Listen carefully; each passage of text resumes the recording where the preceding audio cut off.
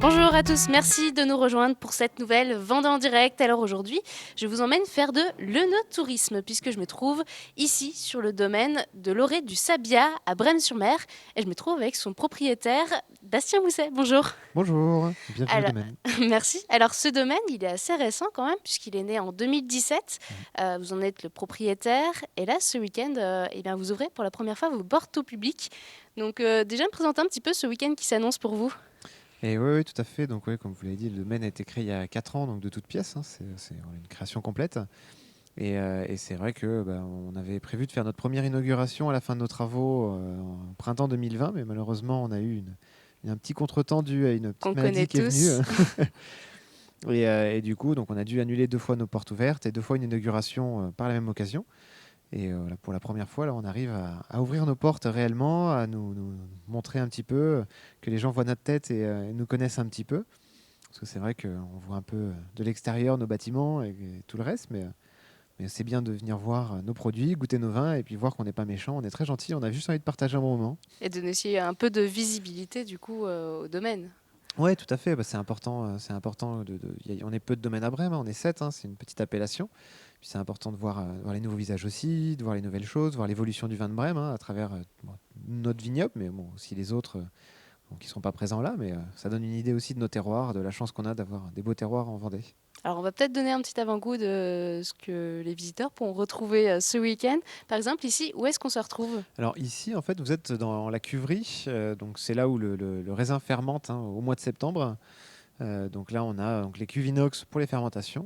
Et comme vous pouvez voir ici, hein, donc juste les cuves en béton Mhm. qui sont là pour les élevages un peu plus longs, pour voilà, rendre les vins un peu plus souples, soyeux, élégants. Ça reste combien de temps dans les Et cuves? donc dans ces cuves-là, ça va rester 12 mois en complet.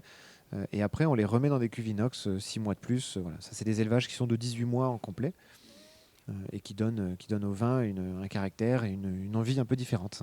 Alors ici, vous êtes combien à travailler sur le domaine? Je crois que vous êtes à 9 hectares à peu C'est près. ça, ouais, on est un peu plus de 9 hectares et on est à 3 personnes à travailler au domaine, surtout dans les vignes, hein, parce que c'est le plus gros de notre travail. Et on a en plus donc Johanna qui, elle, va gérer toute la partie touristique, parce que l'été, elle a mis en place pas mal de choses intéressantes, et notamment une salle de séminaire, des balades à vélo, des petits jeux d'enfants, des jeux de piste dans les vignes, voilà, plein de petites choses, des pique-niques. Elle a travaillé sur plein de petites choses comme ça. C'est enfin pouvoir être lancé Ouais, dans tous ouais, les bah, cas. on avait commencé gentiment, mais c'est vrai qu'on avait vu quand même que certains gestes barrières, malheureusement, nous Mhm. obligeaient à ne pas pouvoir exercer certaines activités, comme les jeux de piste, qu'on ne pouvait pas toucher tous les objets, enfin, c'était compliqué. Donc voilà, on espère que nos portes ouvertes lancent un printemps et un été, on va dire, jovial.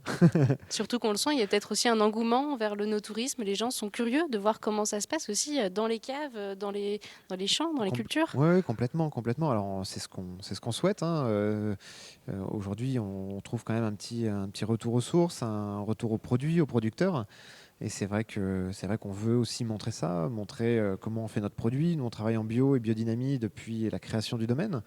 Donc c'est aussi expliquer aux gens notre manière de faire, notre manière de voir la vigne et de partager notre produit. Un Alors petit peu. justement, vous parlez de biodynamie, on va peut-être pouvoir revenir au cœur du sujet, le domaine. Ouais. Qu'est-ce que c'est finalement cette biodynamie, votre production, comment ça se passe concrètement? Bon, la biodynamie, en fait, hein, c'est déjà d'être en bio, première chose. Et la deuxième chose qu'on va retrouver dans la biodynamie, en fait, c'est le respect du vivant. Travailler avec le vivant, considérer un cep est un être vivant à part entière, qu'il exprime quelque chose et qu'il faut savoir l'écouter et l'accompagner, voilà, sans jamais l'oublier et considérer que c'est une machine de production. Voilà, donc il y a on va dire, plusieurs choses hein, à mettre en place, à faire, mais bon, voilà, c'est un peu la philosophie de la biodynamie. C'est essayer de considérer chaque cep comme un être vivant. Et donc ici, on se retrouve avec les cuvées, Alors ouais, c'est avec ça, exactement. Ici, on se trouve dans le chai à barrique, hein, où on va dire les parcellaires, voilà, qui ont les meilleurs terroirs, hein, qui ont été sélectionnés pour la qualité du raisin qu'on arrive à récolter tous les ans, sont en élevage entre 12 et 24 mois, voilà, suivant les cuvées, suivant ce qu'on cherche avec aussi. Donc tous nos fûts sont achetés par nous-mêmes et on les garde jusqu'à la fin de leur vie, hein, en général une dizaine ouais. d'années. Voilà, Et c'est un donc peu là, l'idée. qu'est-ce que ça permet finalement de les remettre ici dans ces barriques Alors l'intérêt du bois, c'est déjà la porosité. On va travailler avec l'oxygène, donc on va aérer le vin, ce qui va permettre pour les rouges d'avoir des tanins plus soyeux, plus délicats, et pour les blancs de gagner un peu en volume, en complexité avec les lits. Et en plus de ça, c'est une méthode de stabilisation, hein, comme on dit techniquement, qui permet au vin de se stabiliser naturellement et de ne pas avoir utilisé de produits chimiques qu'on ne veut surtout pas utiliser dans nos vins. Donc, voilà, c'est une méthode un peu plus naturelle voilà, que de le travailler. et le choix du bois, ça compte énormément, hein, je crois. Hein. Oui, oui, alors le bois a un vrai effet, mais ce qui est très important, c'est le savoir-faire du tonnelier surtout. Nos tonneliers, on les choisit parce que justement, ils maîtrisent leur façon de faire, ils nous comprennent dans nos vins, et donc à chaque fois, ils vont avoir des tonneaux qui sont respectueux du fruit, avec peu de marquants aromatiques, et de travailler sur la texture et le toucher de bouche du vin. Donc, voilà, c'est un choix que nous, on a fait, hein, c'était une question de goût.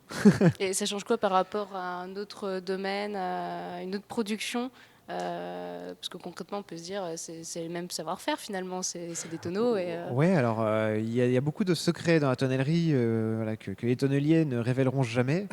Mais quand on leur demande hein, comment vous faites un tonneau, oh, vous savez, hein, nous, c'est un gros coup de chance. En vrai, c'est pas du tout le cas. En vrai, ils ont une vraie recette de chauffe, de cintrage, plein de choses en fait qu'ils maîtrisent.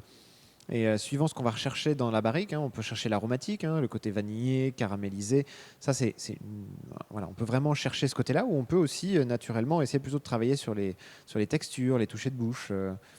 Et voilà, nous, c'est plutôt ce côté-là. Donc, on va sur des tonneliers qui vont être plutôt dans le respect du fruit. Et donc ici, on peut retrouver du rouge, du blanc, vraiment toutes sortes Rouge et de. blanc, ouais, tout à fait. Ouais, ouais, tout à fait. Et- Alors, on le voit, hein, d'ailleurs, les rouges, en général, ont une petite marque de couleur ici. Voilà, donc ça c'est un secret qu'on a et j'invite les gens à venir faire les visites guidées avec nous pendant nos portes ouvertes pour découvrir ce secret. Voilà, je laisse On un va petit peu de laisser un suspense. peu de suspense. Juste pour terminer, justement, ceux qui voudraient venir faire la visite, découvrir aussi comment ça se passe dans le domaine, où est-ce qu'on peut vous retrouver, est-ce qu'il faut s'inscrire, il y a des Alors modalités. non, on est ouvert donc samedi et dimanche toute la journée de 10h à 18h30. Voilà, les gens viennent, on a des visites qui partiront au fur et à mesure de l'afflux des personnes pour essayer d'avoir des choses assez régulières. On ne veut pas que les gens attendent trop longtemps et à la fois on ne veut pas mettre des créneaux non plus qui obligeraient les gens à s'organiser. Voilà, faut venir quand vous en avez envie avec le sourire et avec très grand plaisir.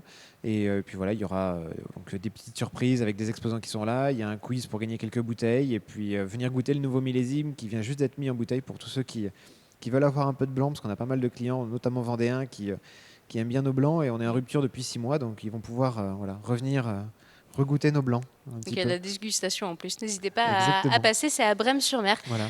Merci Bastien pour ces Avec plaisir. explications. Moi je vous remercie de nous avoir suivis et on se retrouve dès demain, même heure, même chaîne, pour une nouvelle vente en direct.